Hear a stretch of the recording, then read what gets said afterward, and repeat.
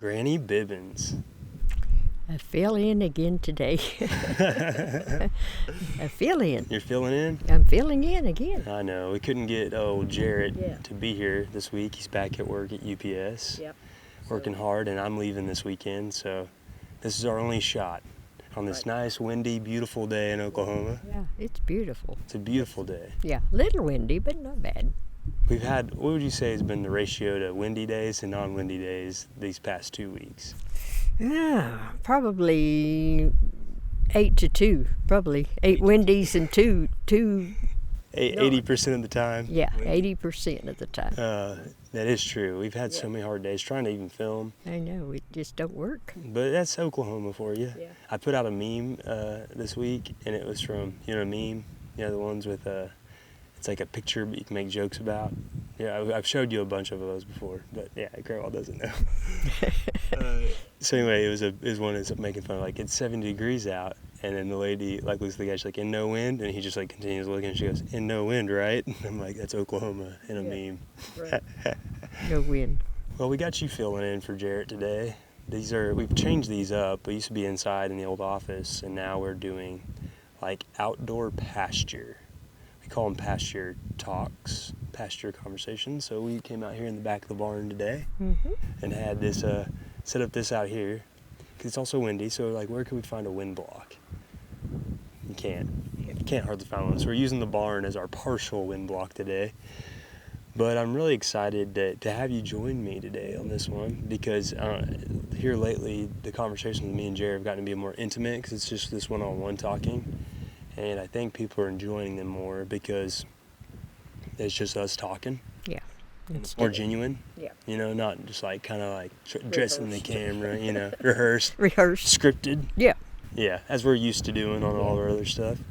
So before we get like into, I wanted to talk to you about the word here a little bit. Okay. Well, don't mind me. I got a little chapped. You got any of this stuff yet? The silky and milky stuff, the beef tallow? No. You haven't got that yet? It's good. It's from Keela Hoffman. Keela Hoffman. Yeah, it used to be Keela Hammer. Oh, okay. Yeah, I didn't know her selling last name. the beef tallow. She's doing like that rub for like eczema, but she started making lip balm, and it's great. It's awesome. Beef tallow from our cows. So, I mean, I think she sells them on Facebook. Smells good. I can smell it from Yeah, here. it's like, I think this one's lavender or something. I don't know. It smells fancy, but my lips have been chapped lately. Thought it was wind. Yeah. Money. I love it. Yeah, it's really neat. I saw it when I was going down to get the camera equipment, and I was like, I need to do that. And then I just looked down for something. I better do that right now. So there you go. Free plug for Silky milky. Silky and Milky. Oh, silky and milky. Yeah. Right there. Silky and Milky. Sure smells Get good. your local beef tallow from. I'm going to have to try it. They have, my mom will get you that lotion. It's great for your dry skin. It's awesome. But speaking of beef tallow, you've been around. We got the cows out here. How long have you been in the cattle life? Like, how long have you been around animals? Let's see. You want me to figure that up? No, I just wanted to. Since I was 17. So when you and Grandpa got married. Yeah. Were you not around animals before that? No. So you weren't raised on a farm. No. You were a town girl. Right. City girl. Yeah. City. Faye. How many people were in Faye back when you were growing up? It was a pretty big site. It was pretty. Now it's like 40 people. Yeah, there's not very many now, but it was a back pretty then there was good a lot. town. We had a school and everything, you know, church, school. At least 100 people in town? Oh, well, probably at least, maybe more. We had a hardware store and a filling station and a grocery store and a post office, and it was really A full community. Yeah. What do you think made it stop? Like, what do you think is making these small towns die? Yeah. Well, it's just people have to go, I guess, other places for jobs, as far as I know. I don't know. What jobs did there used to be around Faye, though, that created like a community there that's no longer there? Well, there was an elevator, and then we had a Grain elevator, right? Grain Yeah, a lot of people don't even know what an elevator is. grain elevator. Yeah, I don't know what the other ones are. And the railroad went through there. That's where your dad worked, was the railroad, right? railroad. And what was the name of that company? Cisco or? Pardon? The company, what was the name of that? Frisco. Frisco. Frisco Railroad. Yeah, Frisco. And so that's what he did. So there was, lots of things at that point. Yeah, there was. It's amazing thinking about like all these small towns that are not around, but 100 years ago they were thriving communities. Yeah. But we couldn't go, a long ways. Yeah, you couldn't travel too far, or you didn't have the technology, the resources that you have now. Yeah. You lived out here, 60 years now? Over 60 years in the country at least? At least a little over, maybe 50-ish. 50-ish. What do you think, living out here isolated from people, what would you say is pros and cons to it? Well, the peace and quiet is the pros. I mean, and watching the animals, watching the cows every day and the new babies and all that.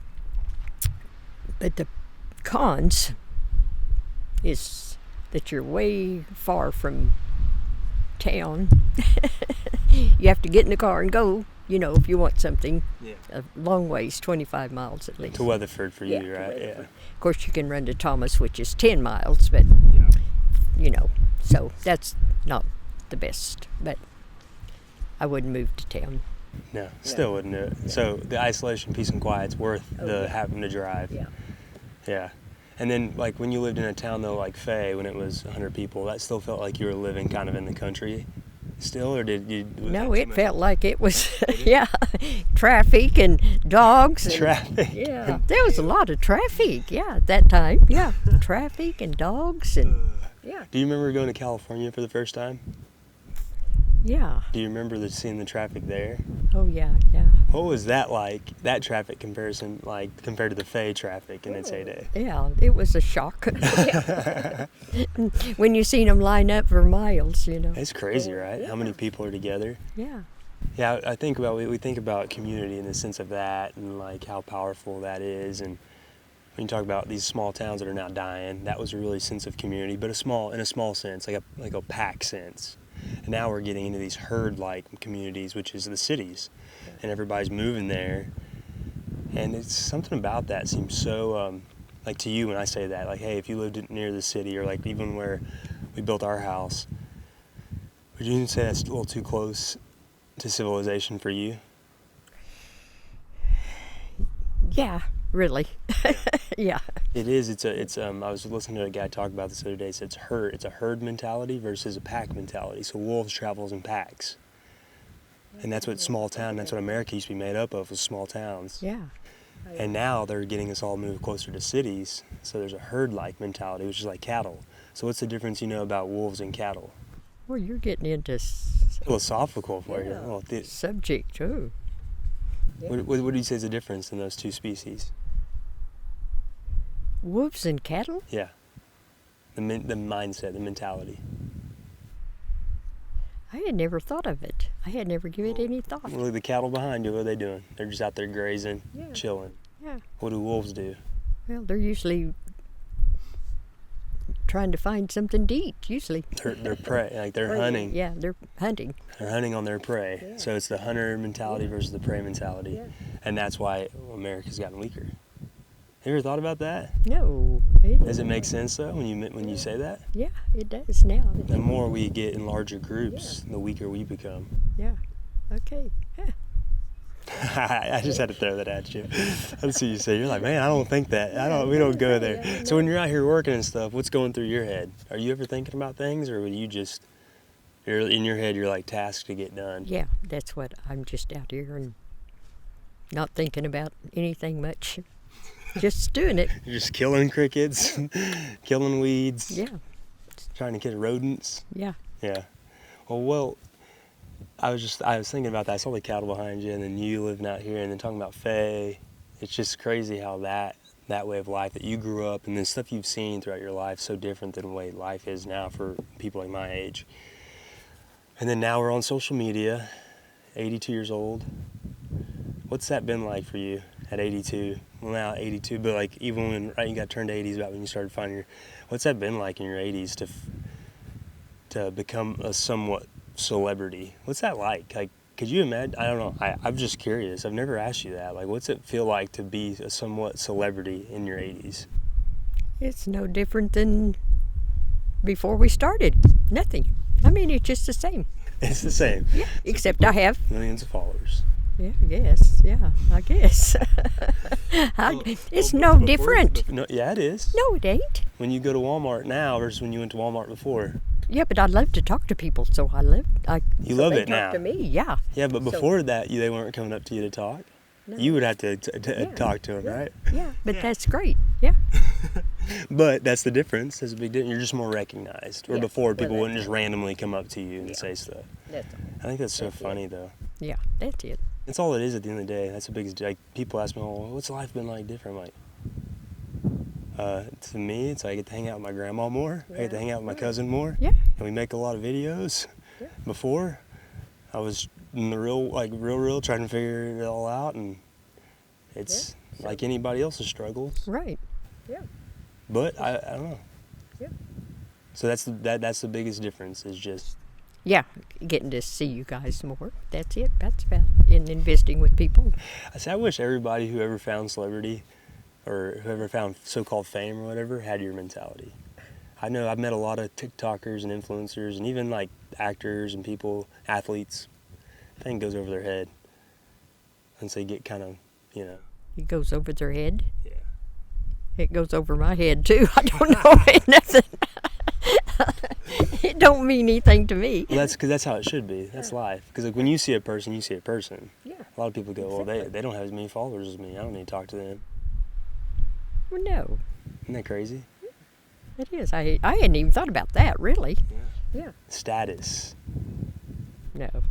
I don't have any status. See, I wish you could write a book, Grandma, on how to like just live life and have your perspective and because You can write it later. You can write it. later. Yeah. What? I got to do all the work still. Yeah, you got to do it. Okay. Not me. I don't do that stuff. Well, now you're making me want to ask you this question, and it's interesting, but it's like like your perspective. A lot of people think, man, she's just a happy-go-lucky person. A lot of people who meet you say that, but you've been through stuff in your life. You've had trials and you've had your tribulations, and for you, I know you've always been a person of faith too, and I love that. Like, you've really gotten into your faith here later on in life too, like more deeper, I'd say. Would you say? You're right. Yeah. What your faith? How did it play a factor into like all those hard times? Like you talked to me many times about you and Grandpa struggling through farming and getting into all this. How does all that play into getting to where you're at today in life and the perspective you have on life? Well, I guess it sure helped me to get through because, I mean, I don't remember ever feeling really, really down, ever. We managed. That's just it. You manage. You manage. You manage. And when you mean manage, though, like, what do you mean manage? Like the day-to-day? You manage, like, not getting down about what? What would have been, like, getting down about back then? Well, it's just like when I went to work and we had to work on Sundays. See, that was back then, 40 years ago. That was kind of a thing you didn't think about doing. And I asked my aunt, she was a preacher, and she said, it's just you have a seventh day otherwise, You don't have this day. You don't have the Sabbath, but Yeah. you treat another day as your Yes. Sabbath. Right, yeah. So, and a lot of people had to work, Sundays. So, but I just had never thought about it till I had to, and then that's what I thought about. I thought, So you just managed through that. yeah, And then, like I know you mentioned before, it was like buying things, and when you don't have money for them, and farming's expensive, getting land, all that, and like Grandpa get whatever how he got about whether taking loans or whatever to get it, but you'd pay it off. But managing the stress of that, you did that all. Just managing it was through having faith, or how did you manage it? well, yeah, because you just had to do it. I mean, whatever came at you, you managed. So if you could give modern day people who's going through the day, and there's a lot of people who listen and watch these things that we talk about who are going through a lot. We've had a lot of emails. Like, if you could read some of the emails Jarrett's gotten through this, it's been there's a lot of people who are down and not feeling great. What would you tell them? Because you've been through a lot, whether we've ever talked about it or not. You've managed a lot of situations, a lot, and I know we won't go there with like what you've been, but what would you tell them? Like how to get through it all? I know you said be happy, but what if you could really tell someone? So if I was sitting right here saying, Grandma, I'm so down in the dumps, how do I get out of this? What would you tell them? You just have to stay positive. You cannot get there. You cannot go there. You have to be positive. And your positivity comes from what? Well, probably my faith, probably. I mean, that's where everything comes from, isn't it? It's your fundamental, your foundation? Yeah. Yeah. That's a good answer. You always lean back on your foundation. Yeah. And so when you were growing up, I've never asked you this. When you were growing up, but how was that foundation set? Like through Grandma and... Yeah, my grandparents, they went to a country church, and we went with them every Sunday, It wasn't that I was, as a kid, I didn't get, that involved in it. Interpret it, too. Yeah, but that foundation was there, so... And as you got older, it came into play, which I think a lot of things do when you're a kid. You don't realize you're soaking that in. Yeah, and I think going to church is very important. I think that's my main thing. You love going. You go to church, you go to coffee, you go to Domino's at church. Yeah. And that goes back to my overall point about community when we're talking about faith and people. Yeah. That's what church is. It's a sense of community and getting together and being around not a herd, a big bunch of group of people, but you're a wolf pack in a way. Like to reference the movie Hangover, I don't know if you've ever seen that one, Grandma, but it's a wolf pack. Okay. I've always been a wolf pack of one, but you can join my wolf pack. We'll become a wolf pack of two. But then Jarrett joined and became a 3-man wolf pack. And right. Okay. All right. We'll have to watch this one later. I think you'll laugh at that one. Okay. I don't know if the people listening will appreciate that movie, but it's a funny comedy, and we'll get through the secular things of the world that are in it. But it's a funny one. We laugh a little here, huh? Yeah. We don't take ourselves too seriously. No. If we did, we wouldn't be here. I know, right? We wouldn't be making videos, and you'd be calling out hussies, and I'd be, I don't know, doing whatever we're doing. Okay, and then now at this portion, we're talking, because what we're going to do is we're going to have Jarrett. He's going to come in, guest appearance, and read a Bible verse for everybody, and he's going to read one about community. So right here, we'll have Jarrett do that. Hey guys, I got a verse for you real quick about community. Matthew 18:20. For where 2 or more of you gather, there I am. Well, that was a beautiful verse Jarrett just read. Yeah. Well, one last question for you before we get out of here. What's been your favorite video, series, whether it's series or video we've done? What's been your favorite one to do in all this stuff that we've done here? Well, probably the funny ones that I have to laugh at, probably. The ones you have to laugh at? Yeah, that I laugh. Oh, in the videos? Yeah. Or you go, whoa, like an evil laugh? Or? No, I mean, they're funny to me. They're funny. Like, if you can recall one lately, what would you say? Probably the one with the glasses is the funniest the one that went viral? Yeah, that's the funniest one. You called me ugly? Yeah, I called you ugly. Yeah, that one hurt a little bit. That was... Well, that's been my most fun of getting to have with you on this. But yeah, that's funny. Well, last thing I want to mention is we had this book sent to us from, you want to tell them, from Kylie Shockley from Bristow, Oklahoma. Yeah. It's the Bramble. The Bramble Cave Blackberry Compendium. It's a cookbook. Thank you, Kylie, from Bristow. Yeah. Granny's loved it. Shows you a nice little note in there. Had a lot of funny things in there. She put, a lot of funny things in there. She also said how much she loved you. So thank you, Kylie. Yes. I appreciate that. Yes, for sure. Well, if y'all have any emails or any prayer requests this week, please send them at Sunday Convos, right? SundayConvos@gmail.com. Is that right, Connor? And then we got people we are praying for in our community, praying for our church, and praying for each other. And Eddie and Brandy had their baby, so we're praying for them this week. But Grandma, thank you for joining us on this conversation. Okay. Thank you. I think people will enjoy your pasture talk out here in God's green earth. And what little bit I remembered about the past. Maybe we'll do it again someday. Okay. Yeah. I think it was fun going down memory lane with you, and people will probably want to know a little bit more about you. So we'll have to do that in the future. Good. But thank you. I had fun. Okay. You're always a rock star. No. Yeah, you are. I Yeah. enjoy getting to do this. Okay. And I want to say just a quick word of prayer for you guys for our Sunday conversation this week that Daryl and Granny got to do, or Gatlin and Granny. Lord, thank you for all the opportunities that you've given us and all the blessings in our lives, Lord. Thank you for our families and our friends. Lord, we pray for all those out there who need you, all those who need health concerns, mental concerns, emotional concerns, whatever it may be, Lord. Whatever conflicts are going on, Lord, we pray that you can be there with those people and help them come to you, Lord, and we can do our parts where we are, Lord. Thank you for everything. Amen. I hope you guys have a great week. God bless. You have a great week. God bless. All right. All right.